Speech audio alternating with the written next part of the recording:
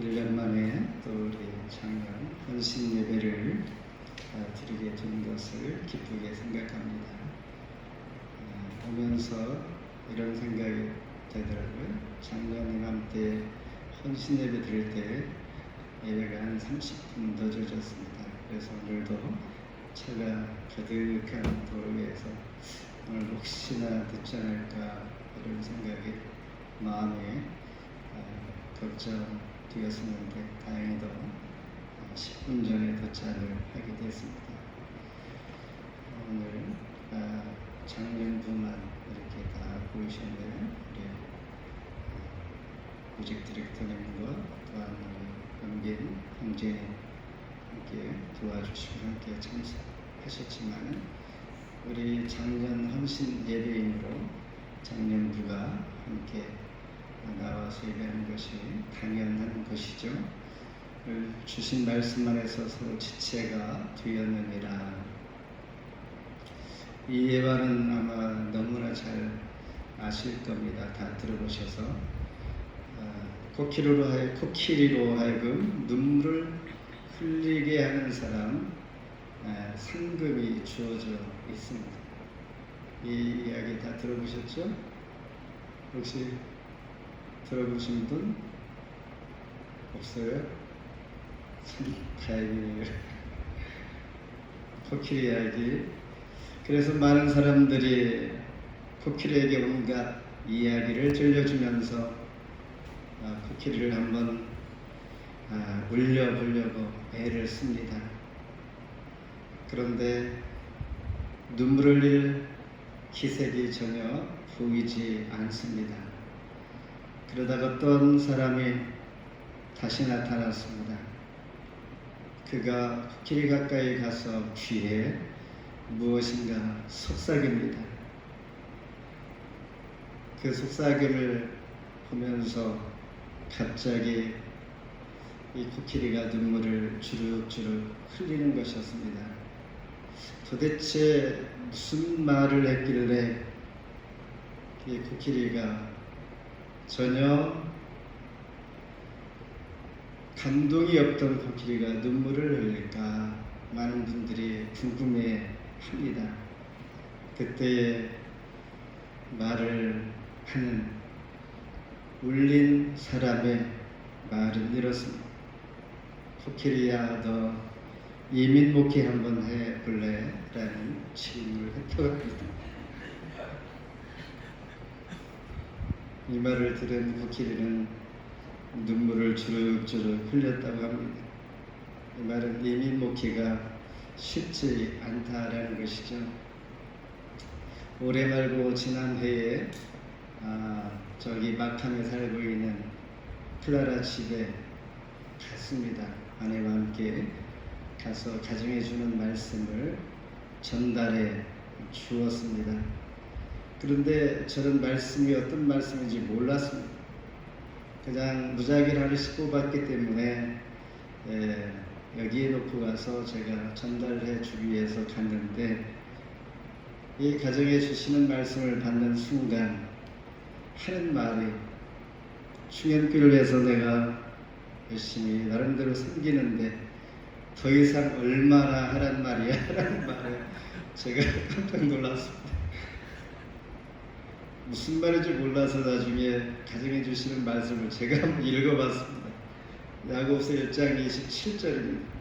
하나님 아버지 앞에서 정결하고 더러움이 없는 경건은 곧 고아와 과부를 그 환난 중에 돌보고 또 자기를 지켜 세속에 물들지 아니하는 그것이니라. 이 말씀에 너무나 부담이 됐던 것 같습니다. 그래서 앞으로는 가정해 주시는 말씀도 기분 좋은 말씀을 잘 뽑아야겠다는 생각을 하게 됐습니다.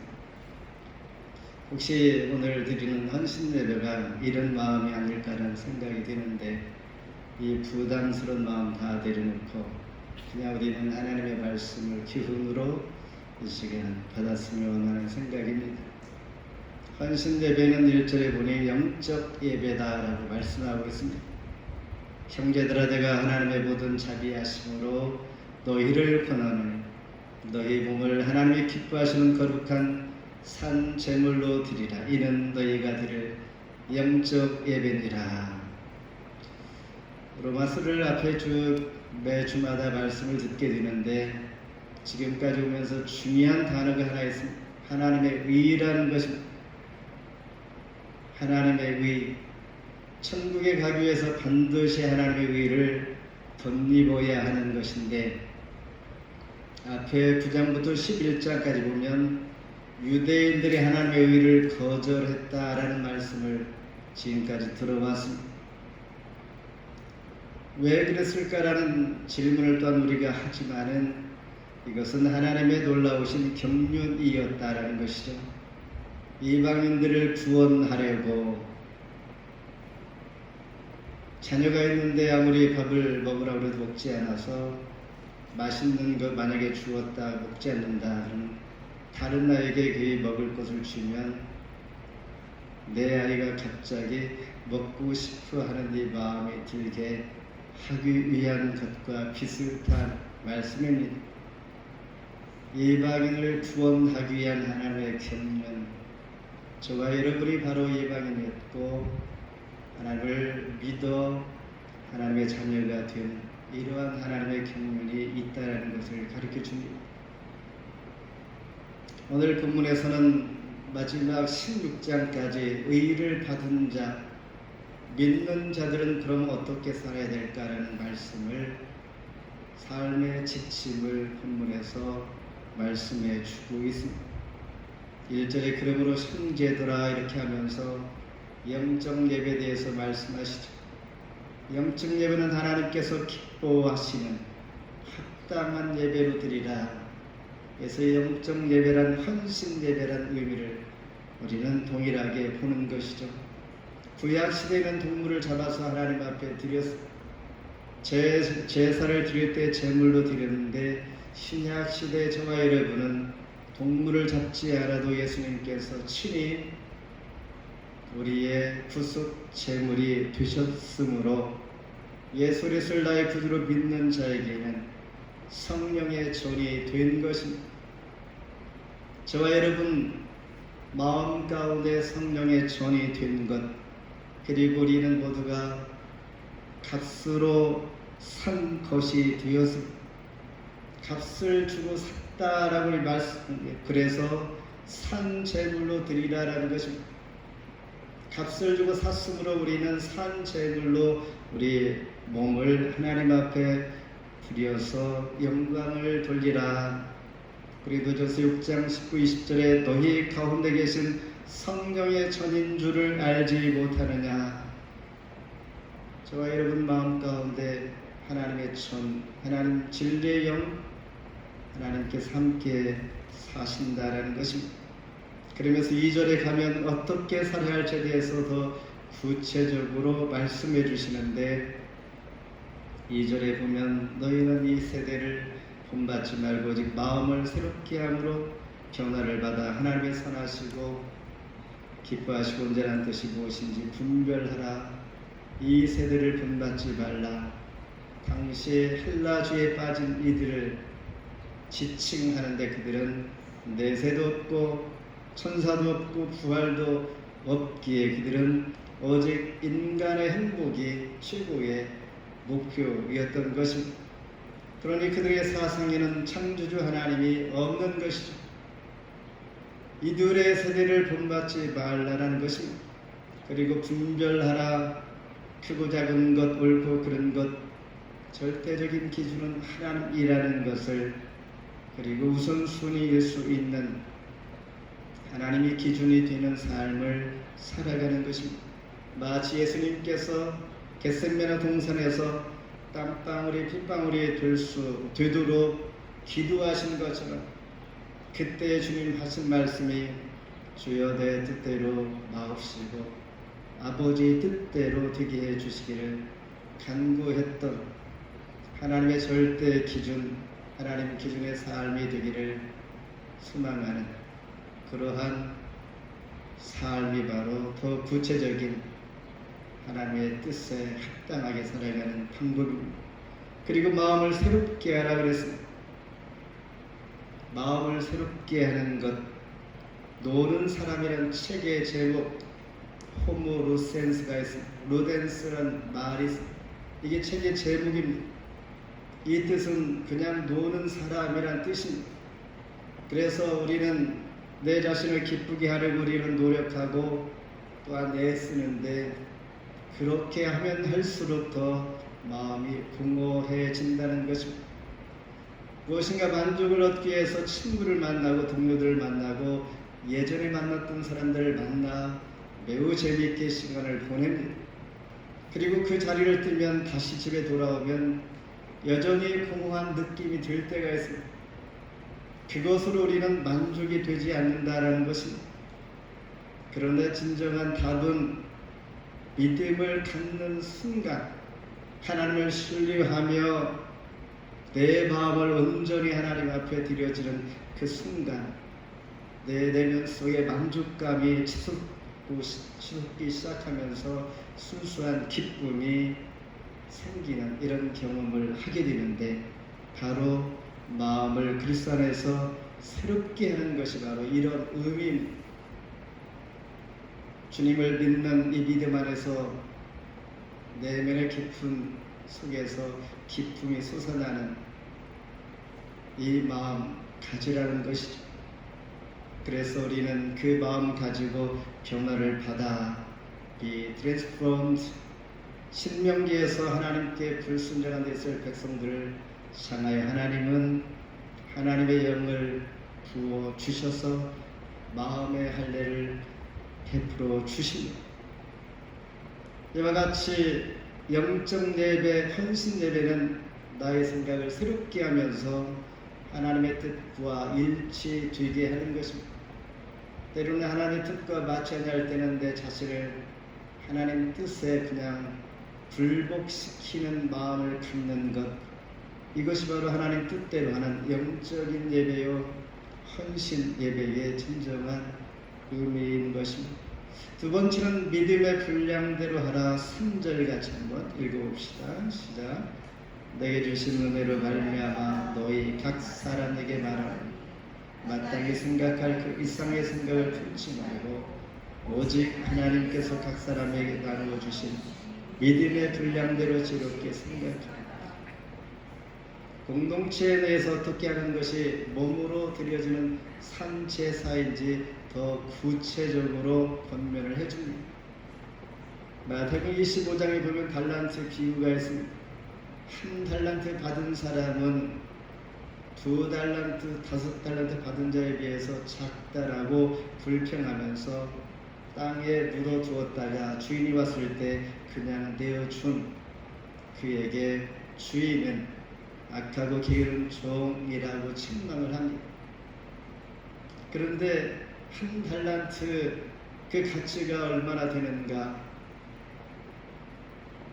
16년에서 20년 품삯 노동자의 그 가치만큼 된다고 합니다. 지금 우리 돈으로 약 9억 원 정도, 엄청난 큰 돈인데 다른 사람에 비해서 작다라는 것이었죠.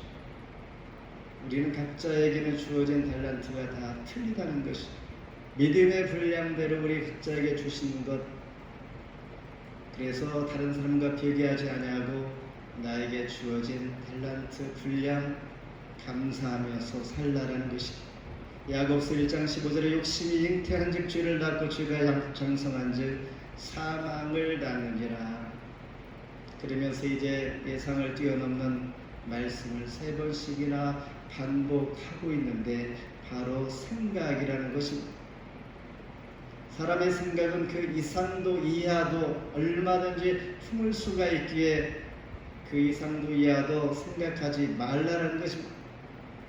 3절 다시 읽으면 내게 주신 은혜로 말미암아 너희 각 사람에게 말하노니 마땅히 생각할 그 이상의 생각을 품지 말라.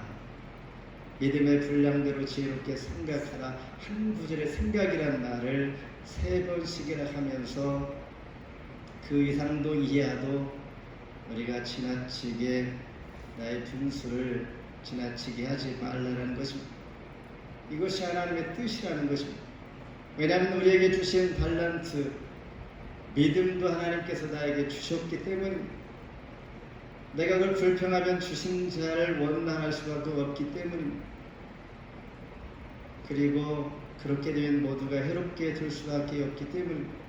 일베시로 아담이 그랬습니다.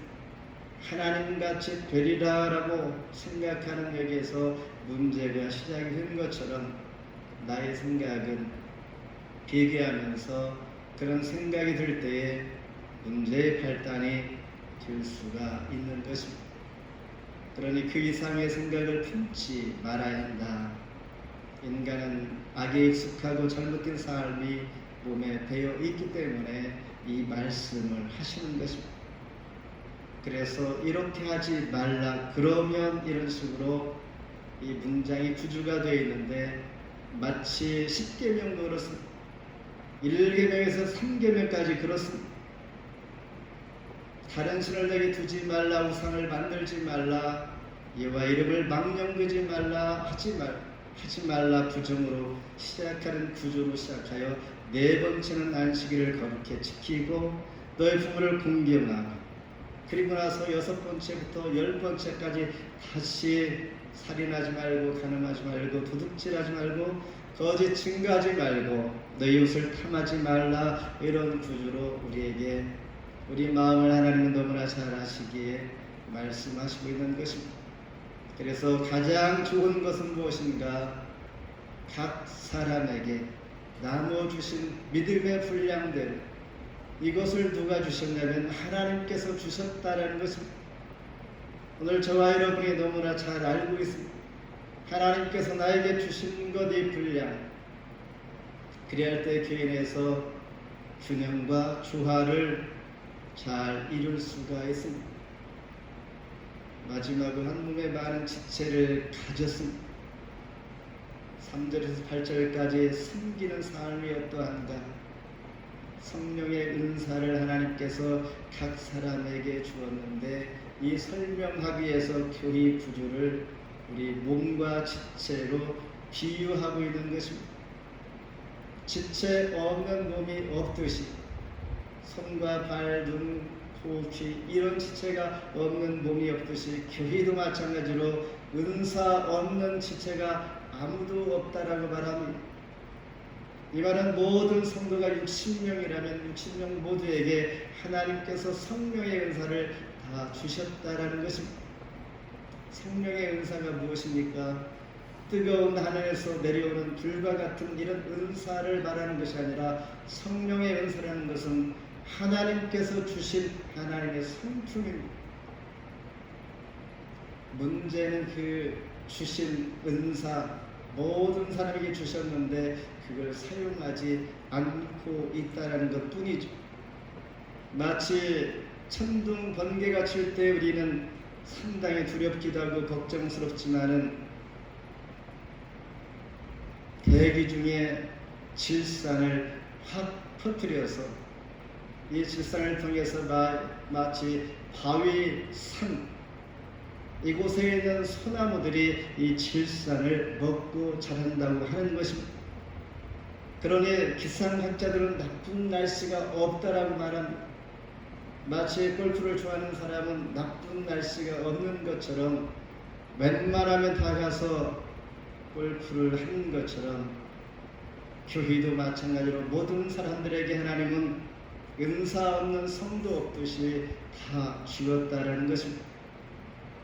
귀중한 이 은사, 다른 말로 쓸모없는 사람이 없고 쓸모없는 지체가 없고 은사가 없는 성도가 없는 것입니다.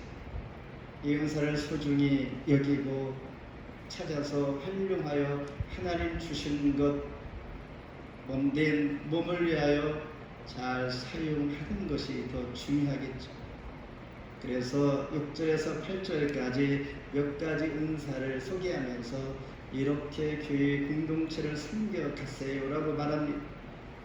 6, 8절에 우리에게 주신 은사대로 은사가 각각 다르니 예언하는 것, 섬기는 일, 가르치는 자, 위로하는 자, 구제하는 사람, 다스리는 사람, 그리고 긍휼을 베푸는 자, 각각 긍휼을 베푸는 자는 즐거움으로 할 것이고 다스리는 자는 부지런해야 하고 구제하는 자는 성실함으로 꾸준하게 해야 되고, 위로하는 자는 위로하는 일로, 또한 가르치는 자는 가르치는 일로 우리 각자에게 주어진 대로 우리는 사용하는 것입니다.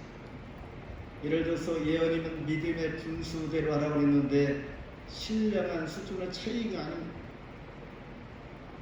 구약시대는 선지자를 통하여 하나님께서 예언을 하게 했습니다. 당시는 성경이 없었기에 지금은 신약시대에는 성경을 풀어서 잘 설교하는 것이 바로 예언입니다. 그리고 믿음이라는 것은 무엇인가? 하나님이 우리에게 주신 진리의 체계입니다. 하나님의 말씀을 체계적으로 또한 이해하면서 성경 말씀이 내 안에 잘 정리가 된 사람이 바로 믿음이 좋은 사람이라는 것입니다. 그래서 성경 한 구절을 읽고 마치 문자 그대로 엉뚱한 말을 한다는 것은 진정한 예언이 아니라는 것입니다. 따라서 하나님의 관심은 교회에 있습니다. 핏값으로 세운 교회이기 때문입니다. 하나님의 눈은 항상 교회를 향하고 있고 주의 일을 감당할 수 있도록 성령의 은사를 주시고 교회를 통해서 또한 복을 주시는데 성전을 통하여 생수의 강이 흐르게 하시고 각 가정이 각 지체들이 복을 받게 하는 것, 하나님께서는 복의 원리를 이렇게 정해 놓으셨습니다. 교회 생활을 통하여 인생의 중심을 잡아두는 것이 바로 성공된 삶을 살아가는 사람이고 가정이 될 수 있는 것입니다. 특히 주목해야 할 6절에서 각자가 받은 은사는 다른데 이를 고려하여서 항상 즐거워하는 자는 즐거워하고 항상 함께 울라 서로 마음을 같이하여 높은 데 두지 말라. 왜냐하면 어떤 사람은 큰 믿음 가지고 있고 수준이 있는 은사 같은데 나는 상대적으로 참으로 불편하고 또한 다른 사람에 비해서 열등감을 가진 많은 그런 하나님의 직분 은사가 아닐까라는 생각을 하는 사람도 있을 수가 있기에 사도 바울은 이를 고려하여 함께 즐거워하라, 함께 울고 높은 데 마음을 두지 말고 낮은 데 처하며 스스로 지혜 있는 채 하지 말라라고 말씀하고 있습니다. 고린도전서 12장 21절에 눈이 손더러 내가 너를 쓸데없다 하거나 또한 머리가 발들어 내가 너를 쓸데없다 하지 못할 것이라. 한 몸에 많은 지체를 가진 교회 공동체 모두는 몸을 위하여 함께 일하고 상호간의 관계성을 가지고 조화를 이루어 가는 것 바로 교회 공동체가 그렇습니다. 말씀을 맺습니다. 비록 우리가 세워가는 이민교회 공동체가 코끼리에게는 주룩주룩 흘리는 눈물과 같은 그러한 공동체로 느껴질지 모르나 하나님 보실 때는 아마도 감동의 눈물을 흘릴 줄 믿습니다. 왜냐하면 주님의 교회의 머리가 되시기 때문입니다. 서로 지체가 된 저와 여러분 한 분 한 분의 교회를 섬기는 것이 바로 주의 명령을 따르는 것이며 이를 위해 우리 각자에게 나눠주신 믿음의 분량대로 합력하여 선을 이루는 중요한 교회가 되기를 주의 이름으로 축복합니다.